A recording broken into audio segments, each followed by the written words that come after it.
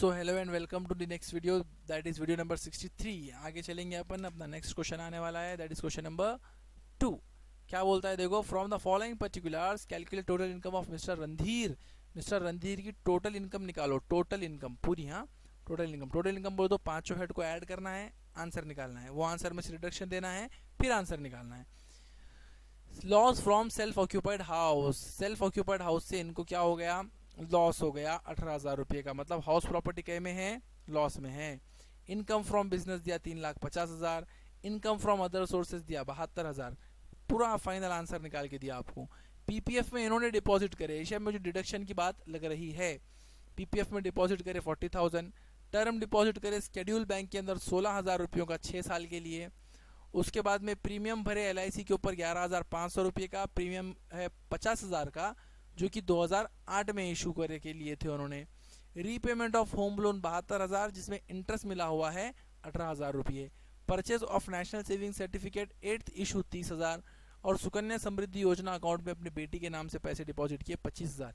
ये सारे डिडक्शंस की बातें हम लोगों ने पिछले चैप्टर के अंदर पढ़े थे, डिटेल में आप लोग वहां पर देखो उसको। मैं यहाँ पर डायरेक्टली अभी क्वेश्चन सॉल्व करने वाला हूँ और टोटल इनकम निकालने वाला हूँ। पांचों हेड के मैंने नाम लिख दिए, salary, house property, business profession, capital gain, other sources.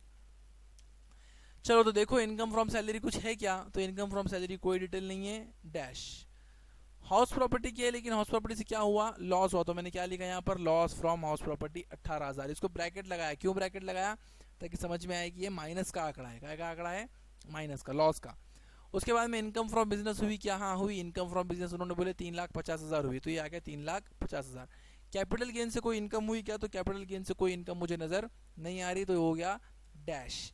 Other sources से कोई इनकम हुई है क्या, हाँ हुई है, अदर सोर्सेज की इनकम है 72,000, वो भी हमने यहाँ पर ले लिए। अब मैंने क्या किया, जब टोटल इनकम निकालने लगा तो इनकम को एक जगह करके उसमें से लॉस क्या करना है, माइनस कर देना है। तो मैंने इनकम एक जगह किया 3.5 और 72, ठीक है, 3,50,000 प्लस 72,000, तो एक्चुअल में इनकम कितनी हुई, 4,22,000 की। मगर घर में क्या हो गया, 18,000 रुपये का लॉस हो गया हाउस प्रॉपर्टी में, तो लॉस क्या कर देंगे, इनकम में से माइनस कर देंगे, तो कितना बच गया, 4,04,000। तो एक्चुअल में ग्रॉस टोटल इनकम कितनी हुई, फिर जीटीआई होगी 4,04,000 रुपये। अब इनको देंगे हम डिडक्शन, डिडक्शन सेक्शन 80C देंगे, पहले सी, फिर डी, फिर डी, फिर ई, फिर यू, लाइन से देते आना जो जो इनको हम दे सकते। तो शुरू करेंगे 80C से, तो 80C के आइटम लेके आओ। तो चलो आओ, ये 3 आइटम तो खत्म हो गए। पीपीएफ 80C का आदमी है क्या, बिल्कुल है, पीपीएफ का डिडक्शन मिलता है 80C के अंदर, कितना मिलता, पूरा मिलता, तो मैंने ले लिया deposit in PPF 40,000। Term deposit 80C में मिलता है क्या, हाँ मिलता है, आप लोगों को जो लिस्ट दी हुई है निकाल के देखो। 5 साल के ऊपर अगर टर्म डिपॉजिट करे तो डिडक्शन मिलता है, इन्होंने 6 साल के लिए किए, तो 16,000 का डिडक्शन इनको मिलेगा, बिल्कुल मिलेगा। एलआईसी प्रीमियम के ऊपर डिडक्शन मिलता है क्या, हाँ मिलता है, कितना मिलता है, तो 11,500 रुपये का डिडक्शन मिलेगा। क्यों 11,500 रुपये का मिलेगा, क्योंकि अगर आप 50,000 के ऊपर निकालने बैठोगे ये सारी डिटेल, तो आप लोगों को समझ में आएगा कि 50,000 का 20% निकालो। एक second, premium paid on life insurance policy 11,500, policy amount है 50,000 और 2008 की है, मतलब 2012 के पहले की। 2012 के पहले की तो जरा टेबल में देखो कितना बोला उन्होंने, 2012 के पहले अगर है तो 20%, तो 5 दूनी 10, गड़बड़ हो गई ना, 10,000 रुपये आएगा ये, तो ये 10,000 रुपये आएगा यहाँ पर। चलो कोई बात नहीं, 10,000 रुपये का एलआईसी प्रीमियम आएगा। क्यों, क्योंकि यहाँ पर बात ऐसी हो जाएगी कि एक्चुअल प्रीमियम पेड है 11,500 रुपये और 10,000 रुपये जो हमने कैलकुलेट करके निकाले, दोनों में से विचएवर इज लेस वो होगा डिडक्शन, राइट, तो वो डिडक्शन में मिल जाएगा। ओके, तो समझ में आई बात आप लोगों को, थोड़ी गड़बड़ होगी, 20% है, मैंने उसको 10% अज्यूम करके सॉल्व कर लिया था, चलो कोई बात नहीं। तो 11,500 रुपये का एलआईसी प्रीमियम हमने भरे, लेकिन पॉलिसी है 50,000 रुपये की, 2008 की है, मतलब 2012 के पहले की, और 2012 के पहले की पॉलिसी को हम लोगों को कितने टक्के देना है, 20% देना है। आप लोगों को फाइल के अंदर चेक करो, अगर 10% है तो फिर वो पहले वाला सही था, अगर 20% है तो अभी वाला सही है, आप लोग चेक करो उसको।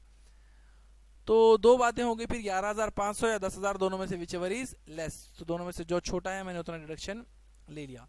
उसके बाद में मैं चला हूँ अगले पॉइंट की तरफ, तो अगला पॉइंट है repayment of home loan. Home loan 72,000 रुपये का है, लेकिन उसमें इंटरेस्ट कितना है 18,000।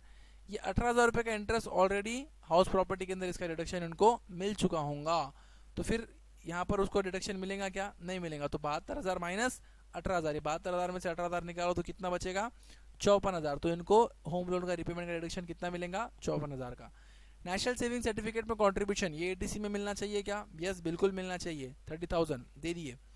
सुकन्या समृद्धि योजना अकाउंट का कंट्रीब्यूशन ये मिलना चाहिए क्या एटीसी के अंदर, यस बिल्कुल मिलना चाहिए, 25,000 हमने ये भी रिडक्शन दे दिए।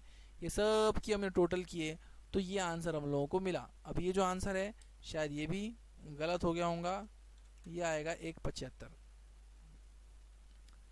तो अब ये आ गया 175 बच्चों। अब ये 175 को अगर तुम देखेंगे तो 175 इज ग्रेटर देन 1.5 लाख, ये बाहर 1.5 लाख ही लिया। अब आप लोग याद करो, मैंने एटीसी पढ़ाते समय आप लोगों को बोला था कि एटीसी की लिमिट, ये एटीसी की पूरे एटीसी की लिमिट कितनी है 1.5 लाख।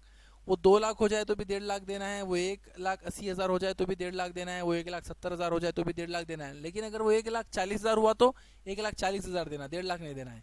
1.5 लाख के नीचे है तो उतने का उतना दे देना, लेकिन 1.5 लाख के ऊपर अगर एटीसी का रिडक्शन का अमाउंट जा रहा है तो लास्ट लिमिट क्या है आपके पास 1.5 लाख, बस उसके ऊपर आप रिडक्शन नहीं दे सकते। तो एटीसी को हमने 1.5 लाख का रिडक्शन दे दिए, सारे आइटम खत्म हो गए, इसका मतलब आगे और कोई रिडक्शन मिलना बाकी नहीं है। तो बस ये रिडक्शन को हमने क्या कर दिए जीटीआई में से माइनस कर दिए, तो जो बच गया दैट इज टैक्सेबल इनकम और टोटल इनकम और नेट टोटल इनकम। आपको जो बोलना है आप उसको बोल सकते हैं। So thanks for watching the video. If you have any query you can WhatsApp me on this number. Take care. Bye bye.